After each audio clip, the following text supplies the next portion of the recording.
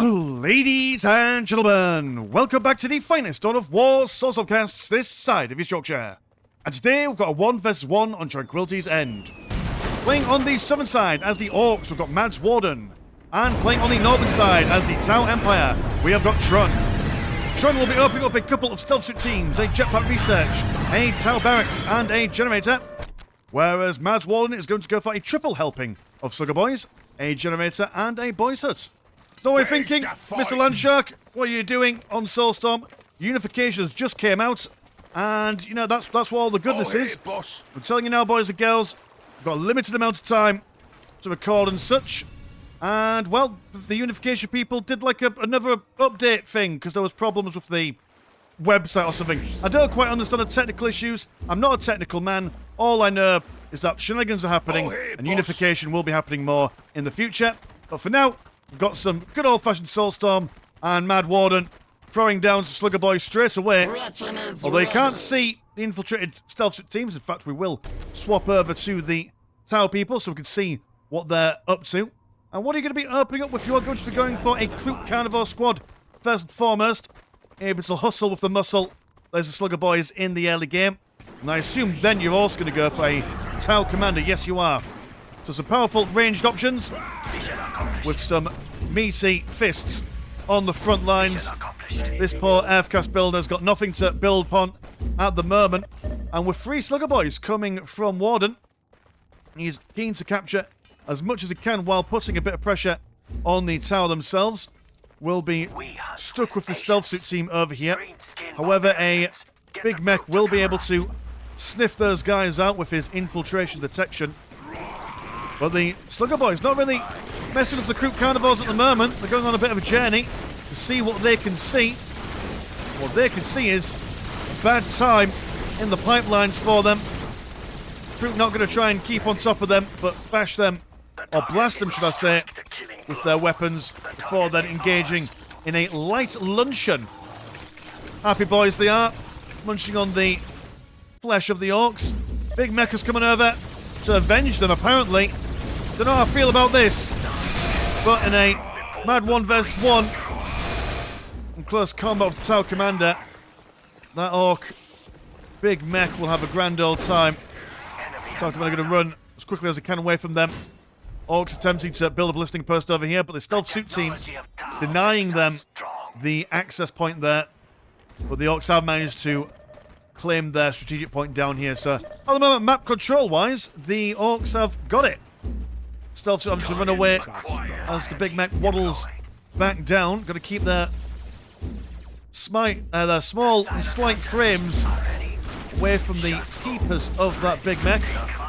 Now have a Fire Warrior team for additional range damage. The Grots were going to come in for a bit of a argy-bargy there as well, by the looks of things. No, they're going to stay here, ready to build a listing press, but oh no, not quite! Unable to get there. They've gone for a second stealth suit member of that squad as well to make sure they definitely get the decap on there. So Commander with a flamer. Grots making sure those Fire Warriors can't fire for very long, but it's a bad job. And so the Orks know when they're beaten. Big mech low on health will join the Sluggers. And Grots not actually losing that many models, only losing 1 pair there. 1 dangerous duo. It's not a huge loss, but that's still more meat for the grinder. I'm not sure what tastes better, Ork or Grot. I suppose as long as you wash your meat before you eat. I suppose that's a general rule for most people when you think about it in a wider context.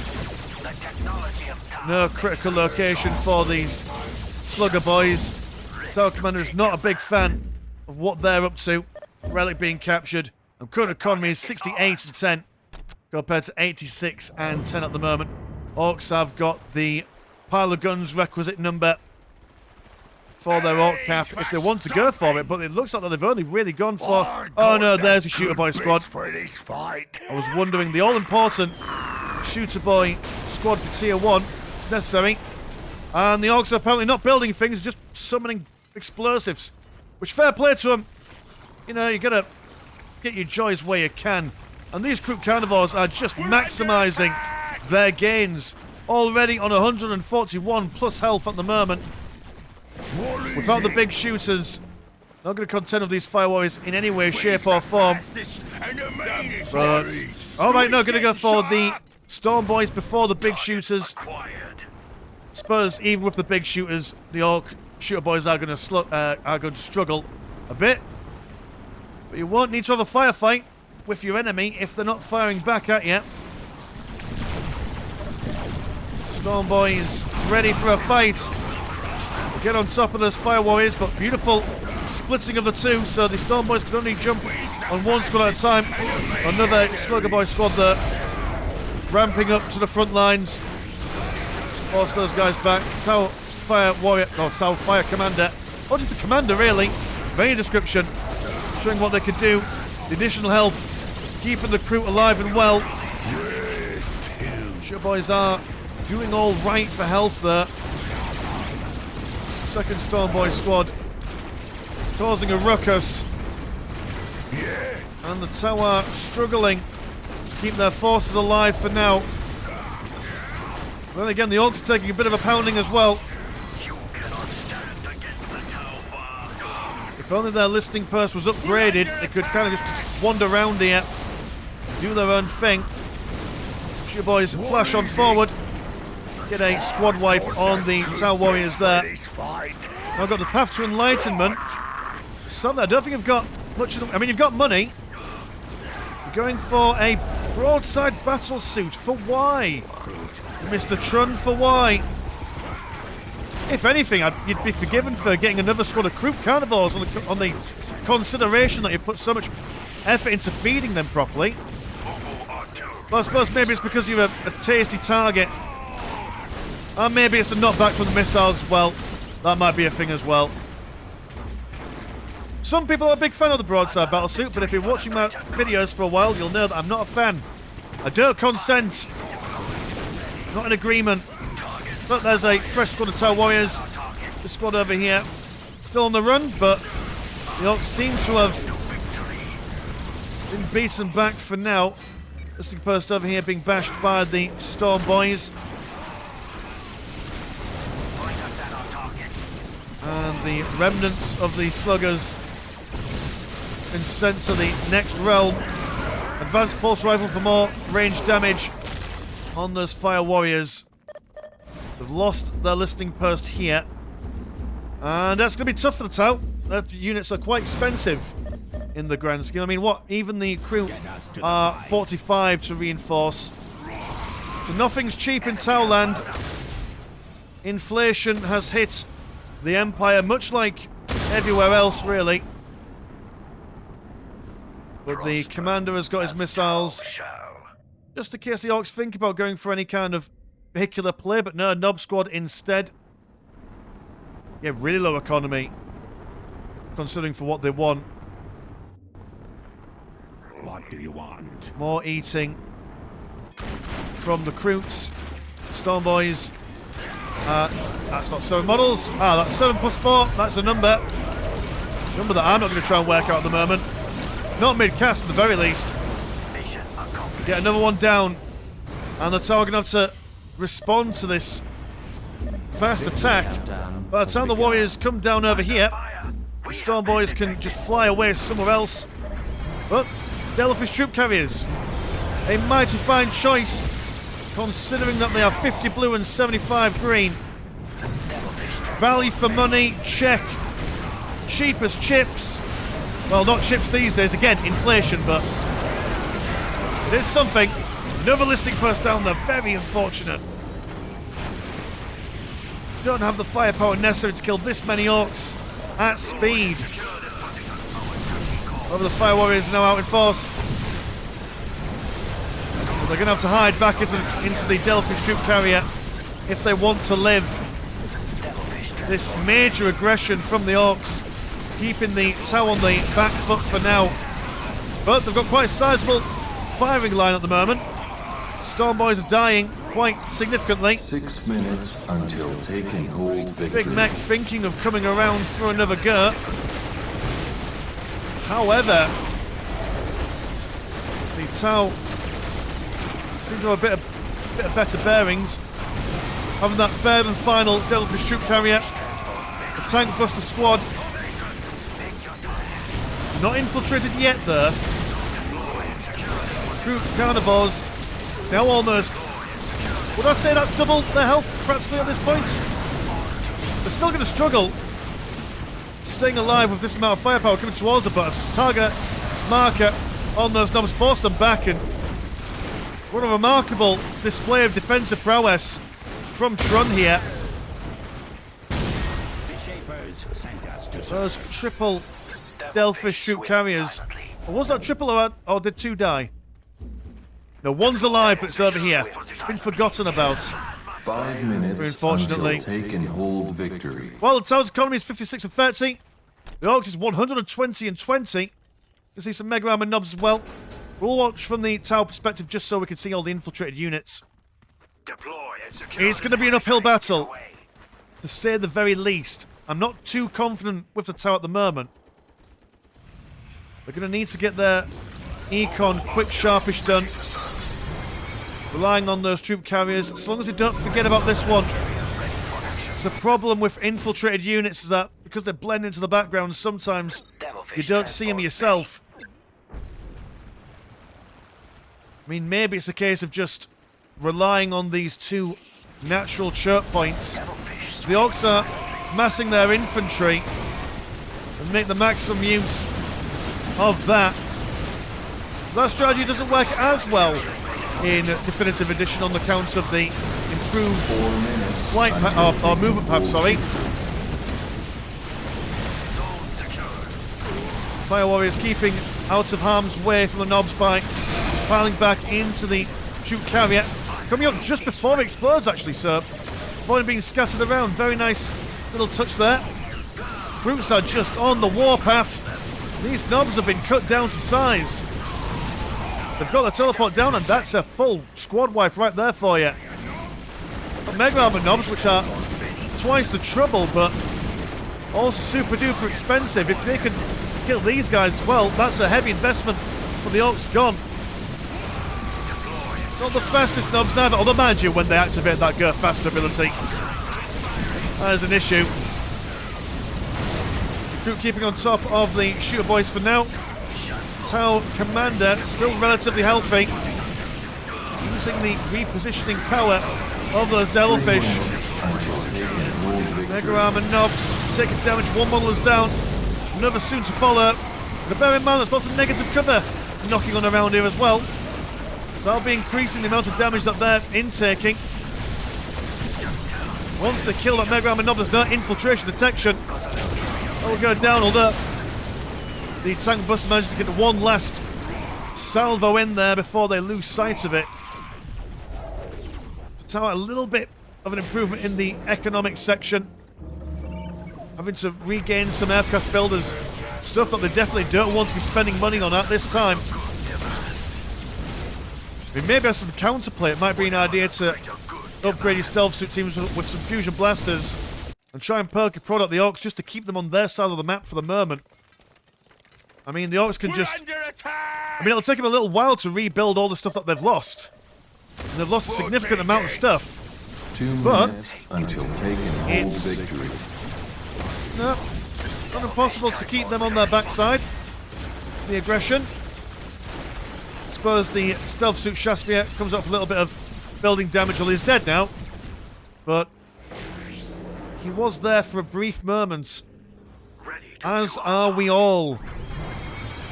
Replacement Devilfish is really relying on that firepower.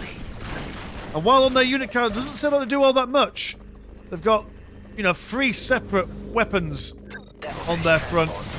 Doesn't mean that they can't fire when they're moving backwards. Not unlike some other transport units, like, say, for example, a Imperial Guardsman's Chimera. Group Carnivor's trying to solo this bad boy. Well, they've got a little bit of support from the troop carrier. Looking for their next meal, I imagine. Morale's been broken there. But the Fire Warriors now to support their allies. Big Mac not quite getting out there at the same rate. Starting to stay around for a little bit longer. But now the Orks have swapped up their unit composition. the lack of anti-vehicle might be a bit of an issue, although, mind you, war trucks don't have a large amount of armor or health, so a mass amount of small arms fire might be the ticket. Town now attempting to go a little bit on the aggressive side. Don't know how I feel about this. I'd say make the Orks come to you. It's easier to defend with the unit composition that you have, rather than getting caught off-footed like this Pathfinder team. One model left with 12 health left. Sadly goes down. And now only one Devilfish to defend against these two. Oh no, they're attacking multiple angles. Okay, alright. I believe. I don't want to believe because I'm nervous for Trun. But sometimes you've just got to believe. One troop carrier is down. And it only takes a small amount of rockets from those tank busters to break down a troop carrier. Going for a Crew Shaper centre. Not sure what the idea behind this is. Big teleport, big zap. Troop carrier's not going to go anywhere. So the Fire Warriors are massively out of position at the moment. We do have another Fire Warrior team over here and an upgrade listening post. This might do them some good. Jumping inside that troop carrier as well, keeping them nice and safe. Nob's being whittled away slowly but surely. And you can just see here, there's just a little ravine of corpses. Carnivores, don't know where you've been, but your appearance is massively appreciated. Also blocking those war trucks a little bit. And yet another time that the tower have just decided to say, you know what, no Orks, you're not allowed inside our side of the map, thank you very much. Get gone. All it comes down to is the tower's efficient use of unit composition, positioning, and transports, really. Never doubt the power of a couple of fully upgraded units moving around in a transport. Allows them to attack when the moment is opportune. Allows them to pull back when danger is afoot. Yes. Which, you know, we've got... no missile shot. Don't make that joke. No feet jerks on the channel. Rule number 1. Just know that I could have made a joke right there. Oh, well, there's a war boss and there's flash kits. So, Tau are in danger of being out-teched here. Flash kits will win in a firefight. But if the crew can be deployed to jump on top of these guys and stop them from making maximal use of their firepower, that could be a thing. Or at least kill a couple of war banners just to stop them from getting the maximum amount of flash kits. But that's 2 squads right there. No mad docs on them yet. So they are still relatively vulnerable. Oh no, the elite fighting forces of the Orks. Victory countdown has begun. A line of Daka. Oh, good lord, what's going on here? I think I just got ambushed. First time on the cast I've ever been ambushed. I didn't anticipate that. What's the protocol? I don't know. Lovely positioning from the tower here. Behind the little wall, but the knobs aren't having any of that tactical nonsense. So just spread them out as best you can. See a missile barrage for the Skyray missile gunship. Splitting the Fire Warriors nicely. Crew Carnivores with a flanking charge. Gets on top of those flash kits. The flash kits won't do now against them. And a big blue for coming on in. Force that war boss away. Knobs. Low on models at the moment. 6 minutes to take an old victory. The tower are going to have to get a wiggle on. I mean, mind you, 6 minutes is a long time in Warhammer terms, I suppose. Oh, yeah, I mean, that was the second time I've been ambushed. What is this? Not agree to this. Well, the war boss doesn't mind being tied up into close combat. He's actually quite keen on it, to be fair. But Tau once again just sending him back. None of this for you guys.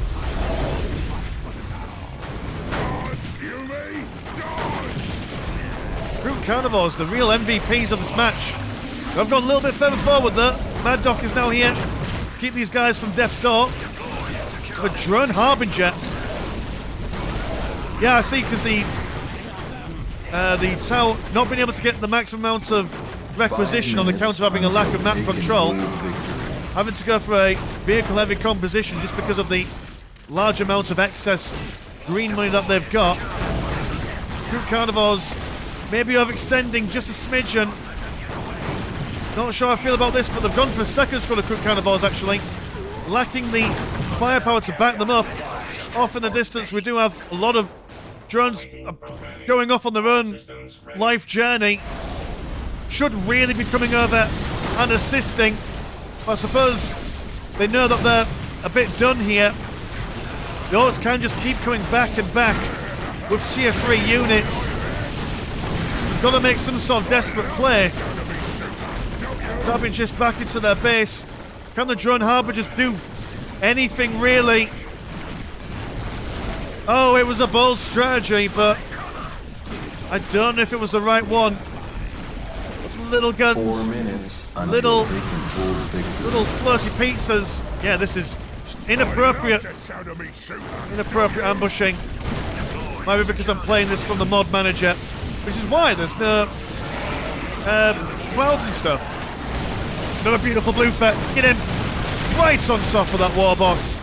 In his chops. But dies more or less straight away. Well, I must say that while the Tau were on the back foot for the entirety of the game, more or less, from that constant Ork aggression. Right, stop that, you. What a remarkable defense. Absolutely showing what a cost-efficient unit composition can do in the hands of an experienced and well-versed player. It's not all over till the fat lady sings, but I can hear her calling. A lonely fire warrior pair, been broken down. Rest and recuperation, GG's all around, and a fantastic game itself. So like I say, with the limited time that I have, I will be having a gander. Again, stop! Cease! Not fine, stay though. See if I care. So yes, I'll be looking into getting some unification games on the go. I will be playing some when I have time. But until then, we'll just rock on as we do.